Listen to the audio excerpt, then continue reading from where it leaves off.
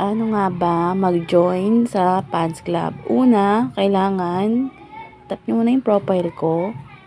May makikita kayong fans club. Sa unang join, magbabayad kayo ng 100. Pag naka-join na kayo dati pa, babayad na kayo ng 2,000 coins. Isang pindot lang ang gagawin nyo sa renew. Pag okay na, nakapagbayad na kayo ng 2,000 coins para ma-wear at makasali kayo sa ating raffle para sa birthday ko. Punta kayo sa profile nyo. Punta kayo sa profile nyo. Hanapin nyo ang fans club. Nako, ang tagal naman. Ayan na ha.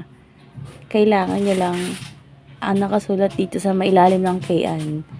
Wear. Itatap nyo lang yon, ganyan ang magiging resulta. Cancel wearing. Pag ganyan na yung may cancel wearing na kayo nakita, okay na yan. Tapos pasok kayo sa isang PL para makita nyo na yung name ko naka-indicate na sa name nyo. Yun lang. Bye!